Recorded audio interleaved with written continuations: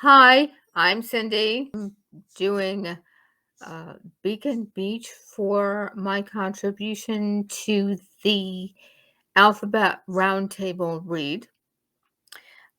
So let me share my screen with you for a moment so that I can bring up the title.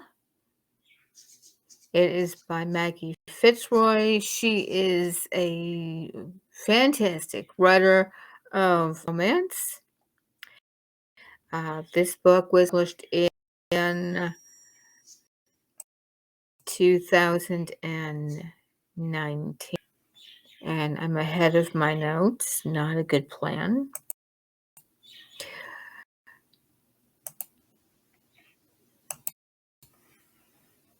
There I am. She is a former journalist and a magazine editor, and she has a degree in history. She lives in Florida with her husband. A longtime fan of love stories. She writes compelling, trust me when I tell you this, compelling love stories with strong heroes and heroines. She meticulously researches the locations she writes about so that each one is a compelling and thoroughly enjoyable love story. Today's story takes place along our own New Jersey shoreline in Cape May.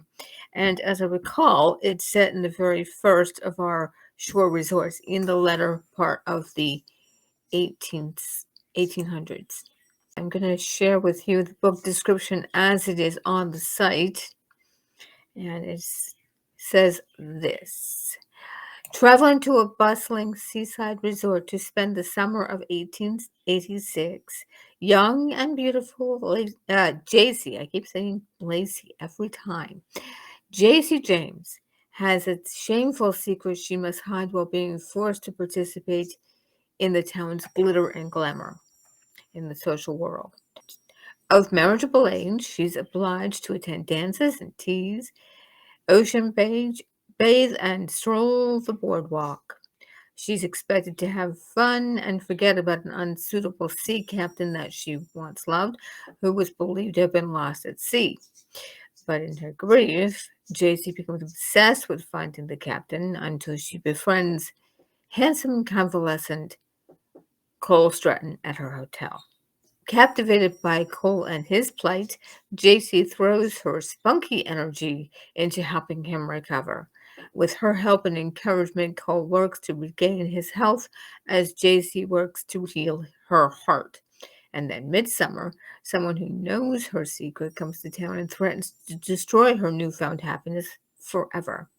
Beacon Beach was copyrighted in 2019 and created with Vellum Publishing.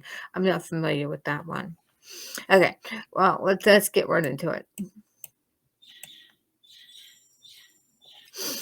Chapter 1 opens in June of 1886 on the shore. Just for reference, the Cape May Lighthouse is about a mile away in Cape May Point, just to give you a frame of reference for where the story is. J.C. James, the female lead, or hero 1, because the lead male is hero 2, she's floating along the sea far beyond the breakers.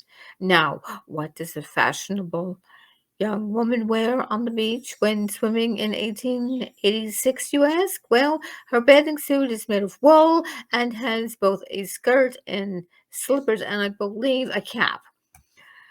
So she's gently flapping her arms and kicking her feet to maintain buoyancy. Meanwhile, her Aunt Helen, her chaperone, is watching with disapproval. After all, when the girl gets out of the water, her curves are likely to show. Oh, the horror. I mean, she's supposed to be a proper lady. But what she is, truly, is a woman struggling with the loss of a fiancé. Then JC was knocked under the water not once, but twice, and pulled out of the water by Frank, the captain of the lifeguards at Whitecaps. That's the name of the inn. And then in chapter 4, JC befriends Cole Stratton, who is wheelchair bound and recovering from a loss of his own.